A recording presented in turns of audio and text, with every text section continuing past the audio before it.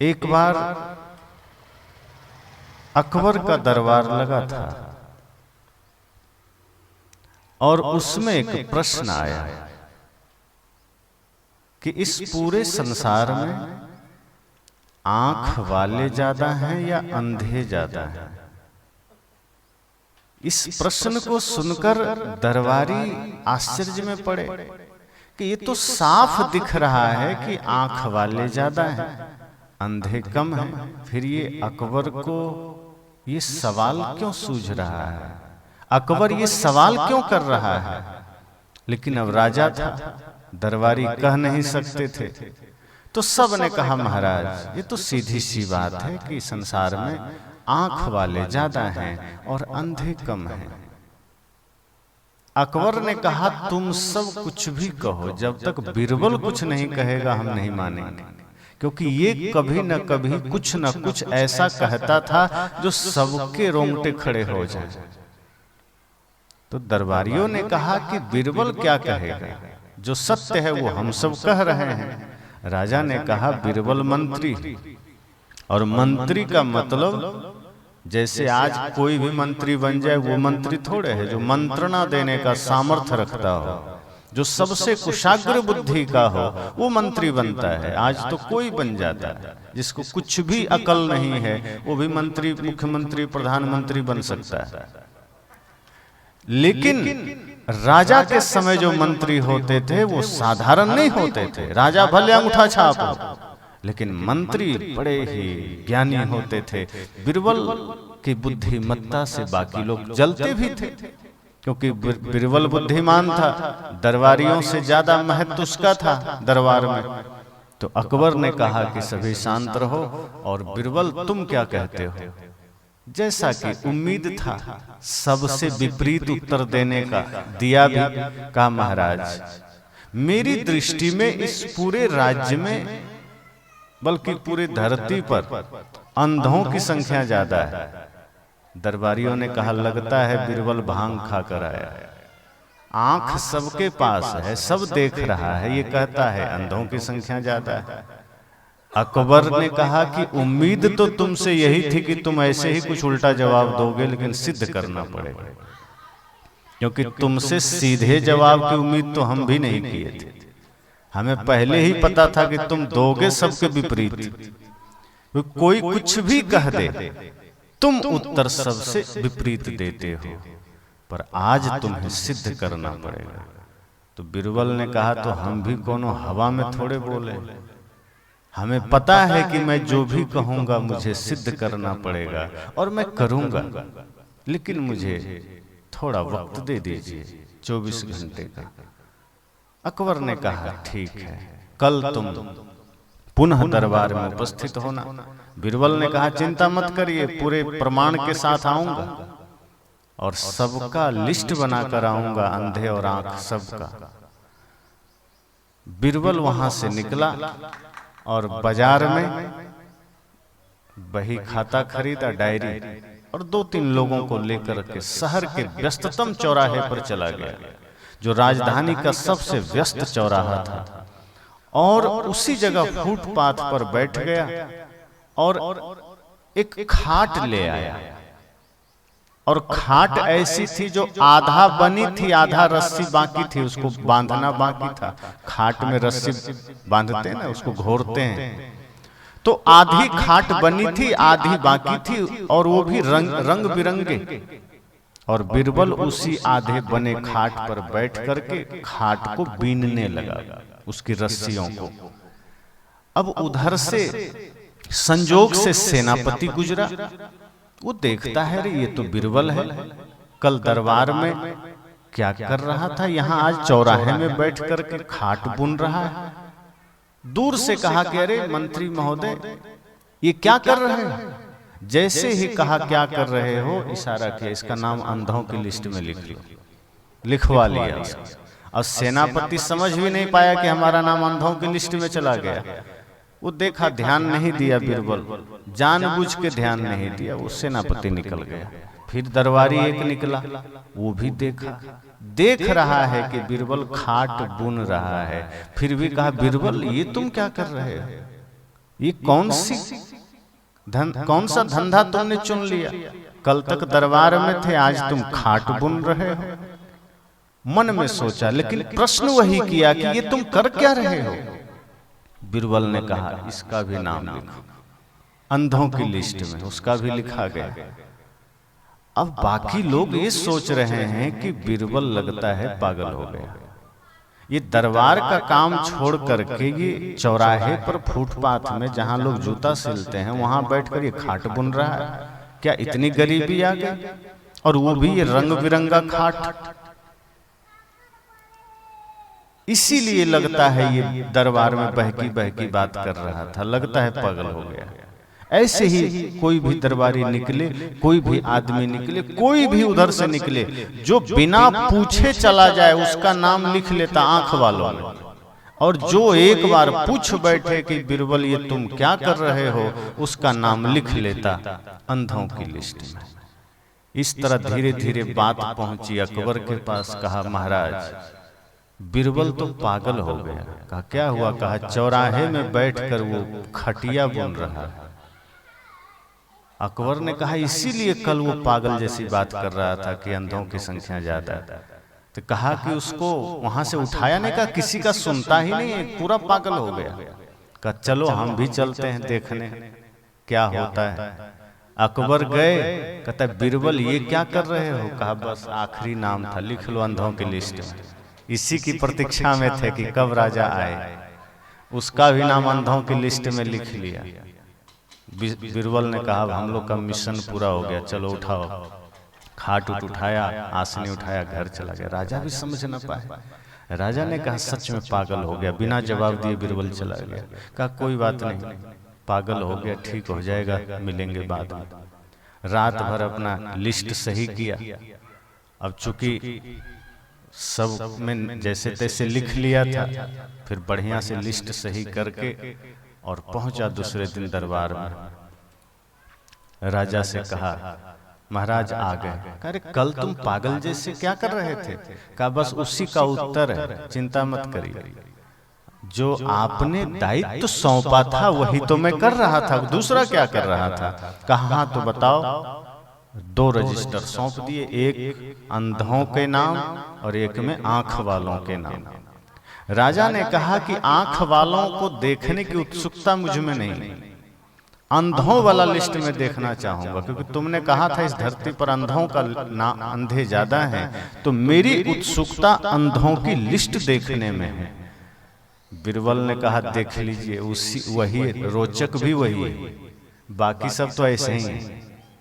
जैसे ही पन्ना उलटता है अकबर, देखता है नंबर 1 में उसी का नाम है। उस कहते भौहें तन गई, तलवार पर हाथ चला गया। कहा, बीरबल होश में तो हो, 1 नंबर में मेरा नाम। कहा, महाराज लास्ट में आपका नाम शोभा भी नहीं देता, रफ को मैंने ठीक किया, राजा हैं आप, आपका नाम अंतिम में रहे अच्छा नहीं लगता, इसलिए मैंने सुधार करके 1 में किया है, क्योंकि आप इस लिस्ट में 1 नंबर पर रहने लायक हैं। कहा, जल्दी इसका प्रमाण दो कि ऐसा क्यों किया तुमने, वरना तेरी गर्दन कटेगी। बीरबल ने कहा, महाराज आप वहां जब गए तो आपने देखा था कि मैं क्या कर रहा था? हाँ, मैंने देखा। क्या कर रहा था? तो तुम खाट बुन रहे थे। कहा, जब आपने देखा कि मैं खाट बुन रहा था, फिर आपने ये सवाल क्यों किया कि तुम क्या कर रहे हो? क्या आपके मस्तिष्क को ये भरोसा नहीं हुआ देखकर कि मैं कर क्या रहा हूं? जब देख लिए तो फिर मेरे शब्दों का इंतजार आपको क्यों था कि मैं बोलूंगा तो आप मानेंगे?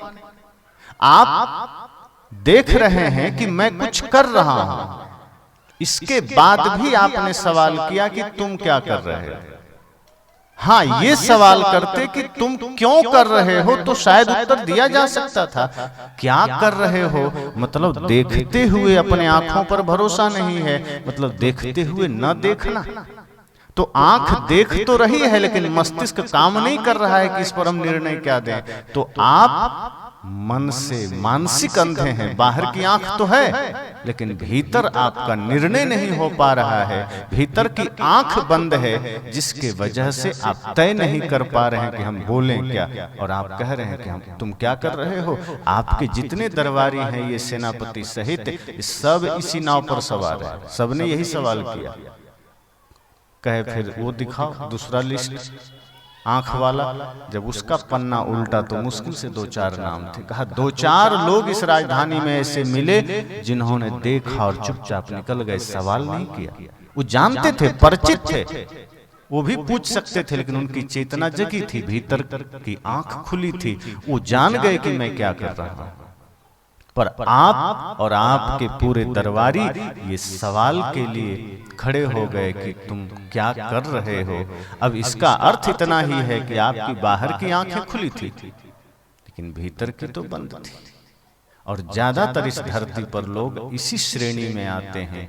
आंख बाहर की खुली है, भीतर की बंद है। और जिसकी भीतर की आंख बंद हो जाती है, वो फिर सत्य असत्य को देखना बंद कर देता है, सही गलत को देखना बंद कर देता है, हानि लाभ को देखना बंद कर देता है, क्या अच्छा है क्या बुरा है देखना बंद कर देता है, क्या खाने योग्य है क्या नहीं खाने योग्य है देखना बंद कर देता है। फिर वो कुछ भी किए चले जाता है, बिना देखे बिना समझे। बिरबल ने कहा कि इसलिए मैंने आपका नाम इस लिस्ट में रखा है। यद्यपि आपकी बाहर की आंख है, ठीक है, आप आंख बाहरी आंख से अंधे नहीं हैं, आपके जो चर्म चक्षु हैं खुले हैं, लेकिन आपकी भीतर की आंख बंद है, इसलिए आप सत्य नहीं देख सकते। और आपके आंखों के सामने कितने पाप होते हैं आप कहां देख पाते।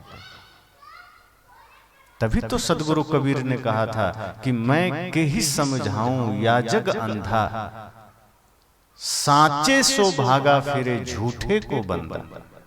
जब सदगुरु कबीर ने ये बात कही तो बहुत से पंडित मौलवी को मिर्ची लग गई कि कबीर साहब की ही एक आंख है, हम सब अंधे हैं। तो साहब ने कहा कि हम झूठ कहां कह रहे हैं, ये जगत के लोग ज्यादातर अंधे हैं।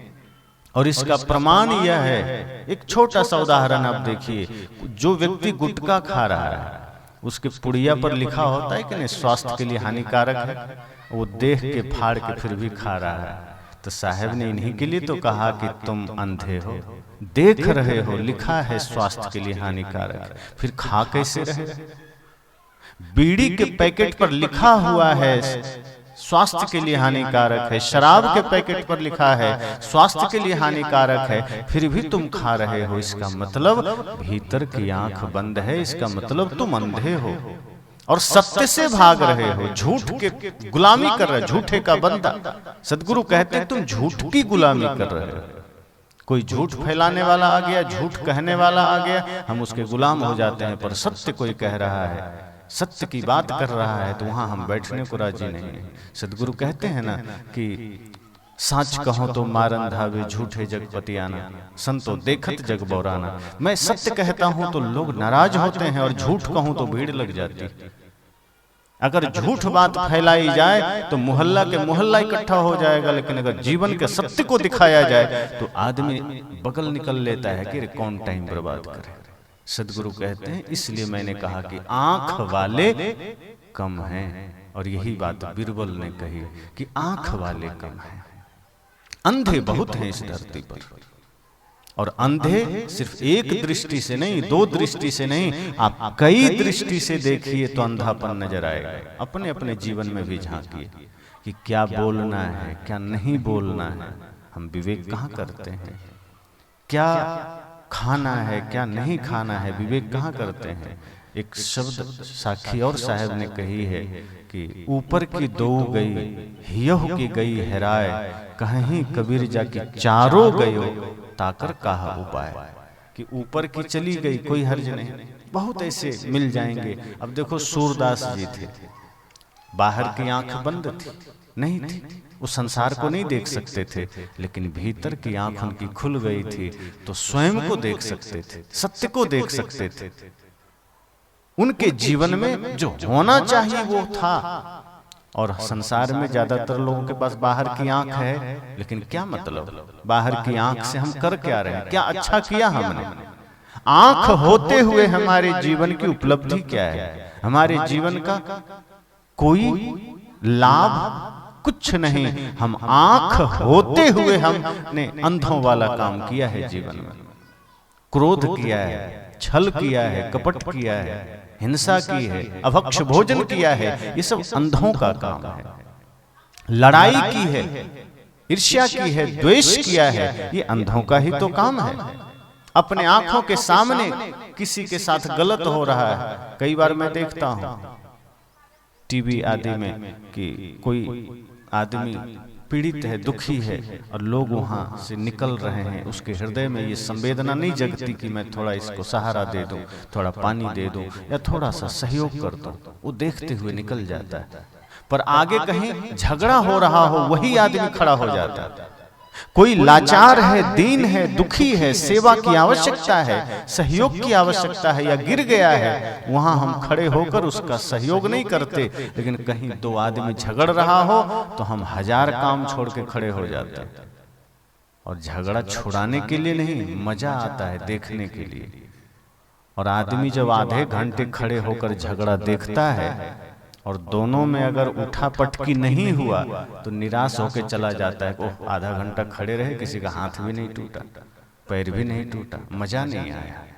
अगर हाथ पैर टूटे तो मजा आता है, दूसरे का सिर फूटे तो मजा आता है, दूसरे के झगड़े में बड़ा रस आता है।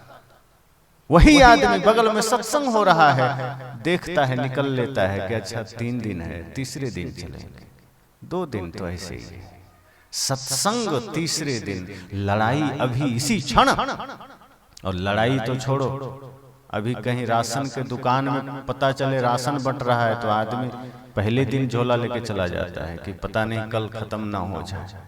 तो राशन के लिए हम पहले तैयार हैं, झगड़े के लिए हम तैयार हैं, अर्थात बाहर के हर एक क्रिया के लिए हम तैयार हैं। पर जहां से जीवन को दिशा मिलेगी, जहां से जीवन जागेगा, जहां से मन निर्मल होगा, वहां के लिए हम बात के लिए छोड़ देते हैं। सद्गुरु कहते हैं ये आंखों का फेर है। आंख बंद है भीतर, इसलिए हम सत्य को देख नहीं पाते। आंख बंद है इसलिए हम सही गलत का निर्णय नहीं कर पाते। हमारे आंखों के सामने कितनी गलतियां हो रही है, कितनी हत्याएं हो रही है, कितने दुष्कर्म हो रहे हैं, हम देख करके भी अनसुना कर देते हैं। और करते क्यों, करें भी क्यों नहीं, क्योंकि हम खुद दूसरों के साथ गलत कर रहे हैं। आज एक एक व्यक्ति बाहर से अच्छा दिख रहा है, लेकिन घर में कभी बच्चे से झगड़ा, पत्नी से झगड़ा, पड़ोसी से झगड़ा, दिन रात उठा पटक चल रहा है। संत कहते हैं होश जब जगेगा भीतर से तब समझना आंख खुली, तब समझना आंख है, वरना आंख बंद है। जो सही है वो करिए, जो गलत है छोड़ दीजिए। सही गलत का निर्णय करिए। जो खाने योग्य नहीं है छोड़ दीजिए, जो बोलने योग्य नहीं है छोड़ दीजिए। संत तो कहते हैं जो सोचने योग्य नहीं है वो भी छोड़ दीजिए, सोचिए भी मत। अगर नहीं बोला जा सकता, नहीं खाया पिया जा सकता, नहीं चला जा सकता जिन मार्गों पर, वो चीजों को सोचना भी नहीं है। हम सोचते भी हैं, और जब हम सोचते हैं वही हमारी क्रिया बनती। जो हम सोचते हैं वही हमारे मुख से निकलता है। इसलिए संत जन कहते हैं चिंतन अच्छा करिए ताकि भीतर की आंख खुल सके। हम सब की भीतर की आंख बंद है। भीतर की आंख और बाहर की आंख में इतना ही फर्क है जैसे कैमरा है और एक्सरे मशीन है। यही समझ लेना।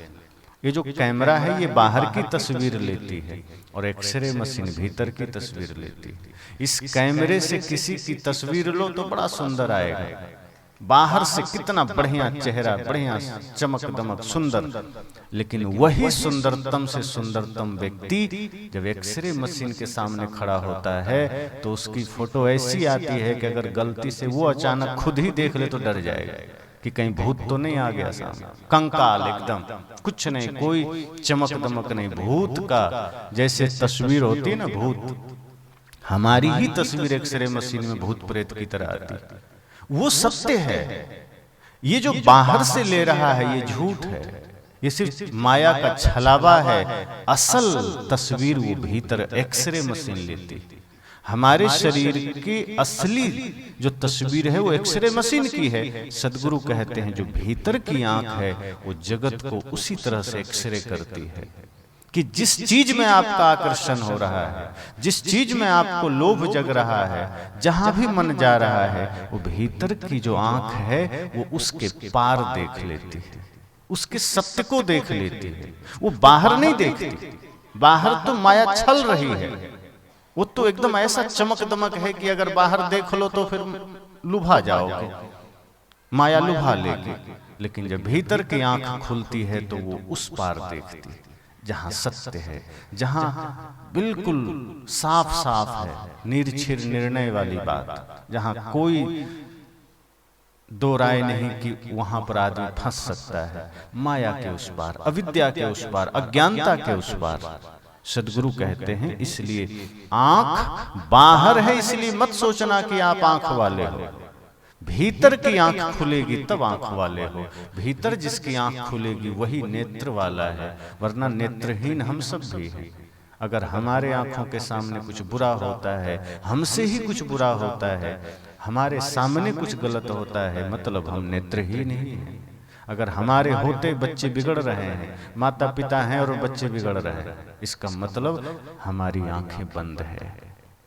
आपके होते बच्चे गलत मार्ग पर जा रहे हैं, मतलब आपकी आंखें बंद है। और ज्यादातर यही हो रहा है। ऐसा नहीं है कि आपके बच्चे पड़ोसियों के वजह से बिगड़ते। कोई कह सकते हैं कि क्या करें, हमारा बेटा तो पड़ोसी के वजह से बिगड़ गया। ये दोष नहीं दे सकते। अगर बच्चे आपके दुख के कारण हैं या वो बिगड़ रहे हैं तो हमारी कमियां हैं, हमारा दोष है, हमारी त्रुटि है, हमारा अंधापन है। सदगुरु कहते हैं इसीलिए होश की आवश्यकता है, आंख को जागृत करने की आवश्यकता है, अपने भीतर की आंख को जगाने की आवश्यकता है, जिसको हम विवेक की आंख कहते हैं, विचार की आंख कहते हैं। विवेक नहीं है, विचार नहीं है तो गलतियां होगी, जीवन में त्रुटियां होगी, फिर हमें पता ही नहीं चलेगा हमें करना क्या है। फिर हम बिल्कुल उटपटांग जीवन जिएंगे। फिर जो सत्य है उसको अस्वीकार करते चले जाएंगे, उसका त्याग करते चले जाएंगे और माया के जगत को स्वीकार करते चले जाएंगे।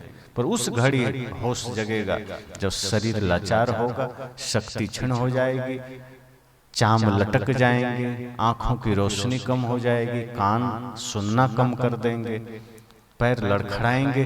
तब थोड़ा सा होश जगेगा कि अब संसार तो अब मिलेगा नहीं, संसार तो धीरे धीरे खो गया, अब सत्य कैसे जाना। अब जीवन के उस मोड़ पर लगेगा कि कुछ ऐसा था जो मुझे करना था जो मैं ना कर सका, कुछ ऐसा था जो मैं कर लेता तो छूटता नहीं, अब तक जो किया है ये छूट सकता है, ये छूटेगा, ये मिटेगा, लेकिन कुछ बाकी रह गया जो मैं ना कर सका। और उसी के लिए कहते हैं गाड़ी निकल गई तब घर से चला मुसाफिर, मायूस हाथ मलता वापिस बेरंग आया, जब बुझ गई समा तो महफिल में रंग आया। जीवन खत्म हुआ तो जीने का ढंग आया। कि अब जीवन जब खत्म होने को है तब ढंग आ रहा है। अब गाड़ी स्टेशन से निकल गई है तब हम स्टेशन पहुंच रहे हैं, तब क्या होगा, लौटना पड़ेगा। मुक्ति की गाड़ी खड़ी थी इस जीवन में, हमें समय से पहुंचना था लेकिन पहुंच ना सके, मुक्ति की गाड़ी निकल गई, शरीर हमारा सामर्थ्यहीन हो गया। अब पुनः हमें न जाने किन किन खानियों में लौटना पड़ेगा, अब पुनः हमें कुत्ता बिल्ली सांप छुंदर बनना पड़ेगा। अगर यह मनुष्य जीवन हम चूक गए, मुक्ति की ट्रेन में न बैठे, मुक्ति की जहाज में न बैठे, तो फिर से बंधन में जाना है, फिर से नरक में जाना है। सदगुरु कहते हैं इसलिए आंख भीतर का जगा लेना, खोल लेना। अगर भीतर की आंख खुल गई, भीतर के नेत्र जाग गए तो समझना आप सत्य देख लोगे। फिर ये जगत आपको बांध नहीं सकेगा, फिर ये जगत आपको फंसा नहीं सकेगा।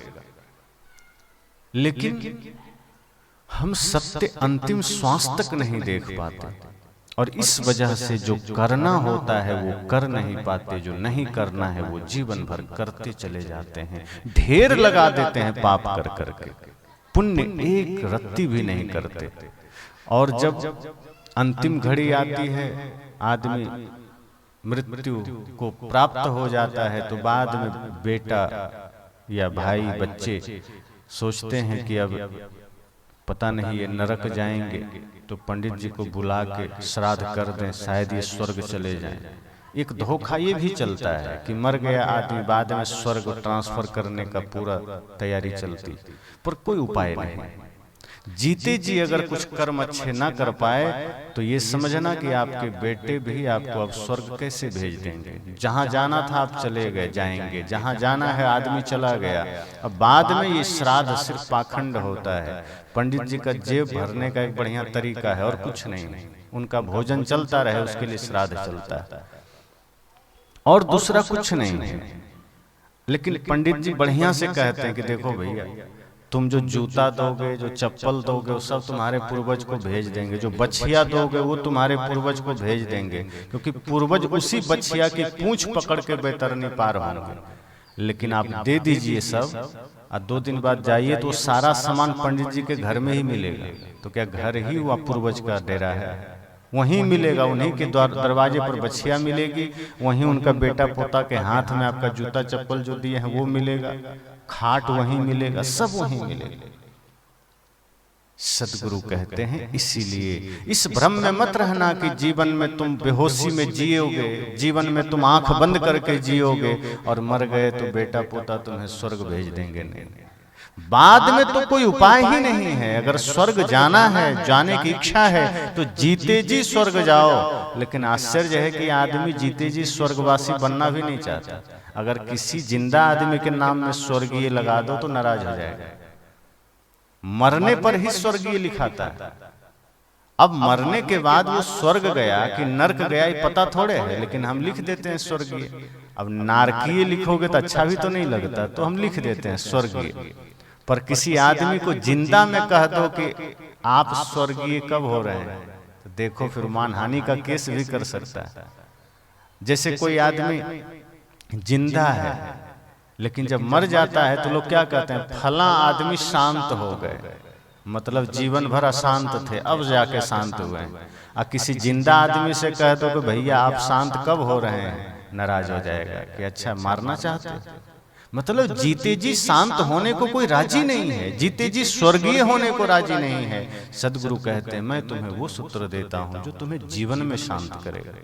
जीते जी शांत हो सकते हो, जीते जी स्वर्ग जी सकते हो। मरने के बाद तो कहाँ जाएंगे कोई पता नहीं, उसके बाद कोई उपाय नहीं है, कोई व्यवस्था नहीं है कि स्वर्ग नरक किया जा सके। जीते जी आपका मनोभाव क्या है, आपका जीवन क्या है, आपकी स्थिति क्या है, उसका निर्णय होना है। अगर अभी आप मीठा जीवन जीते हो, प्रेम भरा जीवन जीते हो, करुणा भरा जीवन जीते हो तो अभी स्वर्ग में हो। स्वर्ग नरक की परिभाषा यही है कि जो क्रोध में जीता है वो नरक में जीता है, जो प्रेम में जीता है वो स्वर्ग में जीता है। और जीते जी ही स्वर्ग पाया जा सकता है, जीते जी ही स्वर्ग में रहा जा सकता है। इसलिए सदगुरु का तो चिंतन ही है कि आप घर को स्वर्ग बनाओ, घर को मंदिर बनाओ। बाद का कोई भरोसा नहीं है, बाद का कोई उपाय नहीं है। भरोसा क्या, उपाय ही नहीं है। निकल गई बाजी तो निकल गई, फिर मत भरोसा करना कि आगे कोई व्यवस्था हो जाएगी। सांस बंद हुई कि काम खत्म, अब कोई चारा नहीं। तो जो करना है श्वास रहते करना है, जीवन रहते करना है, बाद में तो कुछ हो नहीं सकता। इसलिए सदगुरु कहते आंख खोल कर जीना, होश में जीना। आंख अगर बंद कर लिए तो संसार आपको अंधेरे में ले लेगा, माया अंधेरे में ले लेगी। इसलिए आंख का खुला होना जरूरी है। खुली आंख का अर्थ यही होता है होश में जीना। बेहोशी में जीने का मतलब है आपसे पाप होते जाएंगे, आपसे भूल होती जाएगी।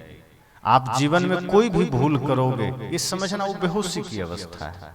जब होश की अवस्था होगी तो कोई भूल नहीं होगी, आपसे कोई त्रुटि नहीं होगी। फिर आप नहीं कहेंगे क्या करें मुझसे भूल हो गई, क्या करें हमसे त्रुटि हो गई। कई लोग कहते हैं क्या करें आदत है, हो जाती है। लेकिन जब होश जग जाएगा तो कोई भूल टिक नहीं सकती, कोई झूठ टिक नहीं सकता है, कोई गलत भोजन आपके जीवन में नहीं रह सकता।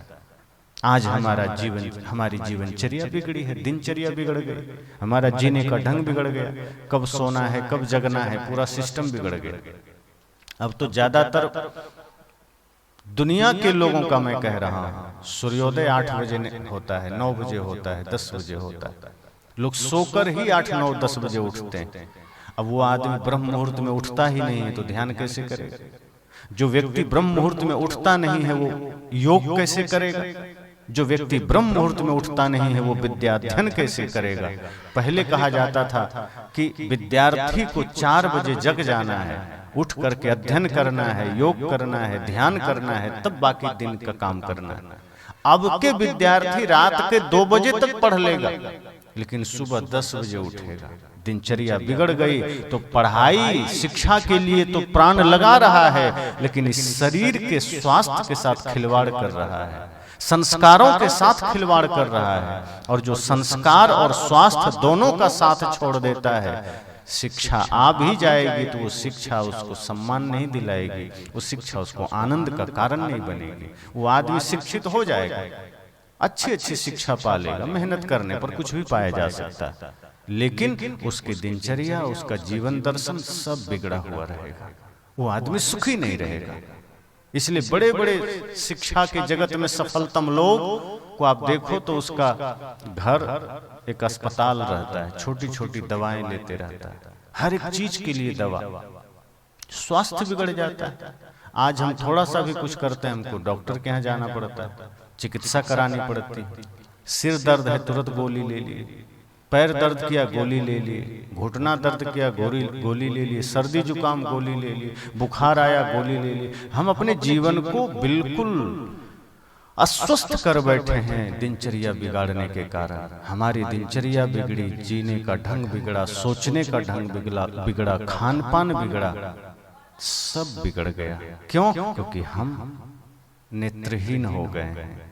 आंख से हमें सत्य दिखता नहीं है, आंख से हमने जगत के सत्य को देखना बंद कर दिया है, अपने जीवन के सत्य को देखना बंद कर दिया है। इसलिए हमसे भूलें होती चली जा रही है, हमसे त्रुटियां होती चली जा रही है, और उसका असर शरीर पर हो रहा है, शरीर रोगी हो रहा है। बाहर से हंसता हुआ जीवन भीतर रो रहा है, भीतर से आदमी, सामने से आप कई लोग से कहिए कैसे हो, जी जी बिल्कुल बढ़िया, एकदम सब चकाचक, और बाद में वो आदमी रोने लगता है, क्या कहें, बड़ा परेशान है, बीमार रहते हैं, बीमारी बहुत है, दिक्कत है, दुख है, क्योंकि उसका कारण असंयम है। हमने ध्यान नहीं दिया कि किस तरह जीवन को जीना है, किस तरह बेहतर बनाना है।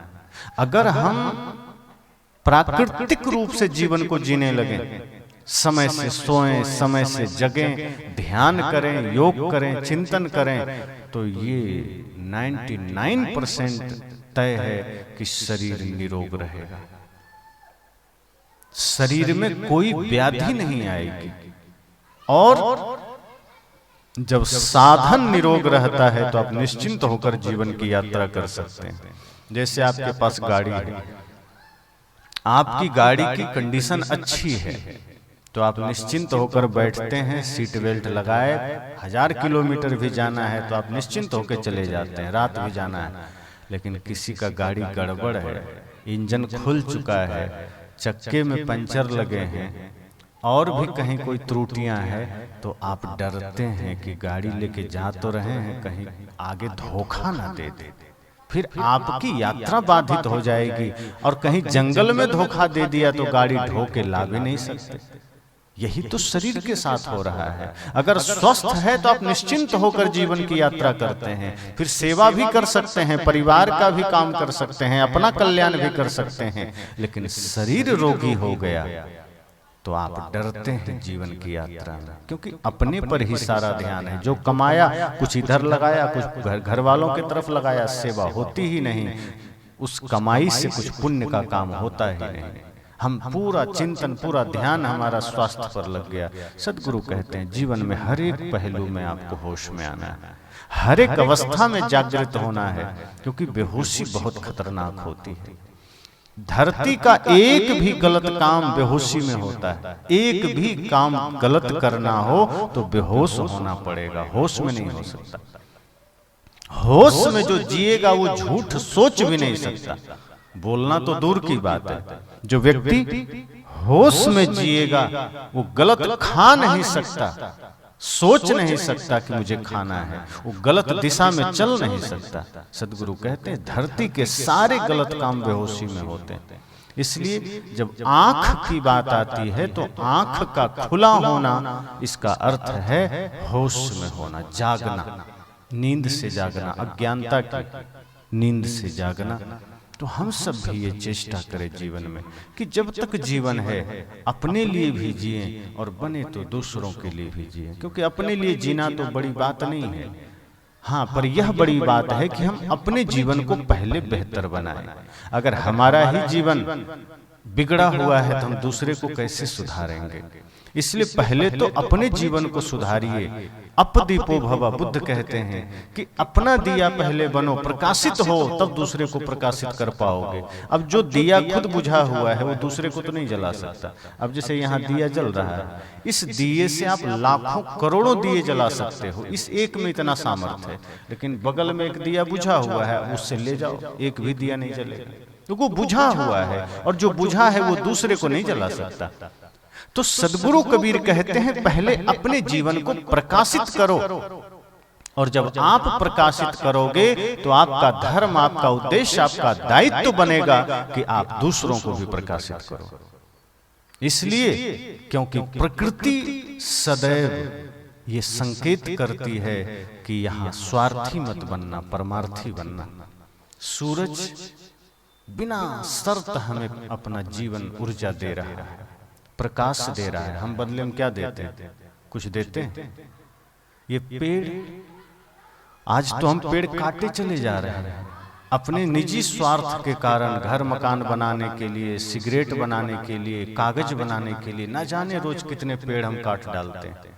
लेकिन फिर भी ये पेड़ बिना कुछ लिए हमसे ऑक्सीजन दे रहा है, छाया दे रहा है। ये धरती हम क्या देते हैं? जहरीले जहरीले खाद हम दे रहे हैं, फिर भी ये धरती हमें अन्न दे रही है। ये वायु हम क्या देते हैं बदले में? बल्कि हम अपने कृत्यों से आज वायु को दूषित कर रहे हैं, फिर भी ये हमें प्राण दे रहा है। इसी तरह समस्त विश्व को आप देखो, नदियों को देखो, हम कुछ देते नहीं हैं लेकिन वो बदले में हमें जीवन दे रहे हैं। तो ये प्रकृति हमें सिखा रहा है। प्रकृति जगत में जो कुछ भी घटित हो रहा है, ये सब कुछ हमारे लिए एक संकेत है, एक शिक्षा है कि इस जीवन में स्वार्थी बनकर मत जीना। स्वार्थी बनकर जियोगे तो यहां से फिर रोते हुए जाओगे। इसलिए सब कुछ संसार ने दिया है, सब कुछ समाज ने दिया है, राष्ट्र ने दिया है, प्रकृति ने दिया है। आप भी अपने जीवन को ऐसा बनाना कि जीवन में कुछ न कुछ दे के जीना।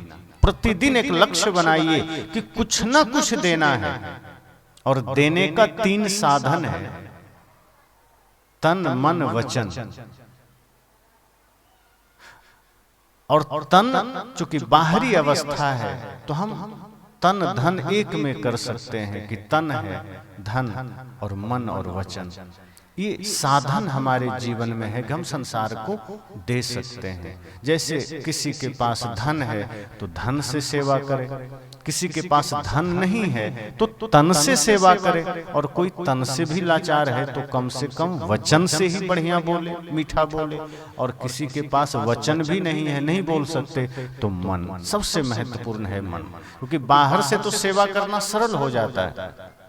अब कई बार आप देखते होंगे ट्रेन में कोई भिक्षा लेने आता है तो एक बार गुजरा तो नहीं दिया, दोबारा फिर आया वही आदमी तो भी नहीं दिया, तीसरी बार आया तो आदमी सोचता है कि बार बार आता रहेगा, चलो 5 रुपया दे ही देते। तो मन से नहीं दिया, बाहर से दे दिया। मन से तो कहता है कि अच्छा हो कि गेट से नीचे गिर जाए, काहे के लिए इधर बार बार आ रहा है। तो मन से उसने गलत सोचा, लेकिन बाहर से 5 रुपया दे दिया ताकि अब पिंड छूटे। तो बाहर से देना बड़ा सरल होता है। कोई सत्संग के लिए ही चंदा मांगने आ गए तो आदमी सोचता है नहीं देंगे तो पता नहीं क्या सोचेगा, चलो दे के छुट्टी करो वरना दोबारा आ जाएगा। अगर इस भाव से दे रहे हैं तो वो देना व्यर्थ हो गया, फिर वो किसी काम का नहीं हुआ। अगर धर्म के लिए, सत्य के लिए कोई आपके द्वार पर आ जाए तो ये सोचना कि ये मेरे लिए पुण्य का एक अवसर आया है, ये स्वयं सौभाग्य मेरे द्वार पर खड़ा हुआ है, जो मेरा कुछ मेरी कुछ कमाई धर्मार्थ जा रहा है, धर्म के लिए जा रहा है, ये मेरे जीवन का सौभाग्य है। और वहां सहज भाव से जो सामर्थ्य है बढ़ चढ़ करके आप धर्म के कार्य में दीजिए, तब समझना कि जीवन में पुण्य इकट्ठा होगा। वरना हम जीवन में सिर्फ स्वार्थी बनकर जीते चले जाते हैं और देते नहीं हैं। तो एक साधन मन है, एक साधन वचन है, एक तन और धन है, हम इससे दे सकते हैं। इसलिए एक गीत में कहा जाता है, आप सब सुने होंगे, मधुवन खुशबू देता है, सागर सावन देता है, जीना उसका जीना है, जो औरों को जीवन देता है। ये प्रकृति, मधुवन अर्थात ये प्रकृति दे रहा है। पेड़ पौधे हैं, पहाड़ हैं तो बारिश हो रही है, सागर का जल वाष्पित होकर के बादल बनता है तो सावन झरता है, सावन आता है। इसी तरह पेड़ फल दे रहे हैं, छाया दे रहे हैं, ऑक्सीजन दे रहे हैं। इस संपूर्ण प्रकृति जगत देना सिखा रहा है और हम हैं कि लिए चले जा रहे हैं, ग्रहण करते चले जा रहे हैं, देने का नाम नहीं है। हम भिक्षुक बन के जी रहे हैं, हमारे भीतर देने का भाव नहीं है। सदगुरु कहते हैं नहीं, होश में आओ और देखो कि एक समय ऐसा आएगा जिस नश्वर शरीर के लिए तुम सब कुछ इकट्ठा कर रहे हो, वो नश्वर शरीर राख होने वाला है। इससे पहले कि ये राख हो जाए, अपने जीवन को सेवा में लगाओ, अपने मन को सेवा में लगाओ, अपने वाणी को सेवा में लगाओ, अपने धन को सेवा में लगाओ। परिवार की सेवा करो, समाज राष्ट्र की सेवा करो, मानवता की सेवा करो। तो जब व्यक्ति की आंख खुल जाती है, जग जाती है, व्यक्ति होश में आ जाता है, तो समझ जाइए कि वो जीवन में फिर सत्य असत्य को समझने लगता है। फिर उसके जीवन में कोई झूठ, कोई असत्य घटना घटित नहीं होती। फिर वो सत्य के साथ चलता है, वो प्रेम के साथ चलता है, वो करुणा के साथ चलता है, अहिंसा के साथ चलता है। फिर उसके जीवन में पाप नहीं होते, फिर वो जाग कर जीता है। इसलिए होश परम आवश्यक है। हम सब अपने जीवन में होश को धारण करें और ये कोशिश करें कि प्रतिदिन हम अपने जीवन में हर एक अवस्था में जागें। बेहोशी जैसे ही आएगी, शरीर अस्वस्थ होगा, मन अस्वस्थ होगा, क्योंकि जहां शरीर रोगी होता है, मन रोगी हो जाता है। और जब मन रोगी हुआ तो फिर तन कभी स्वस्थ नहीं हो सकता, और मन अगर स्वस्थ हो गया तो संभव है कि तन भी स्वस्थ होगा। और मन के स्वास्थ्य में ही वहाँ आनंद छिपा है। तो अगर सभी लोग आनंदित होना है, सबको आनंदित होना है, तो मन को भी साधिए, मन को भी निर्मल बनाइए, तन को भी निर्मल बनाइए। और जीवन में यह सोचिए कि मेरा जीवन परमार्थ के लिए मिला है, मेरा जीवन प्रेम करुणा के लिए मिला है। ये लड़ने झगड़ने गाली गलौज के लिए नहीं मिला है, ये बुराई के लिए नहीं मिला है। ये मनुष्य जीवन अच्छाई के लिए मिला है। एक एक श्वास अच्छाई को समर्पित कर दीजिए। क्या पता अगला पल ना हो, अगली श्वास ना हो, कौन जानता है। हम क्यों कल पर टाले कि कल अच्छा काम करेंगे, कि कल दान कर लेंगे, कल सत्संग कर लेंगे, कल भजन कर लेंगे। गारंटी थोड़े है कि कल हम रहेंगे। आज वक्त है, आज समय है, कल का भरोसा नहीं है। काल करे सो आज कर, सदगुरु कहते हैं। आज करे सो अब, वे कहते हैं बल्कि जो आज सोच रखे हो अच्छा काम वो अब कर लेना। हम तो उल्टा कर देते हैं, गलत काम को कल पर छोड़ना है, हम आज करते हैं। झूठ कल बोल लेना है, लेकिन आज बोल लेंगे। लड़ाई करने का मन करता है तो आज लड़ लेते हैं। नशा करने का मन किया तो आज कर लेते हैं। सत्संग का मन हुआ तो 5 दिन बाद, 1 साल बाद। अच्छा काम करने का मन हुआ तो बाद में, गलत करने का मन हो गया तो आज कर लेंगे। सदगुरु कहते हैं फार्मूला उलट दो, सिस्टम थोड़ा उल्टा करो, अच्छे कार्य को कल पर मत टालना और बुरे काम को कल पर टाल देना, आज मत करना। हो सकता है अगर कल पर टाल दिए तो बुरे कर्म बंद हो जाएं। तो यही संकल्प लेना है। अभी बातों को विराम।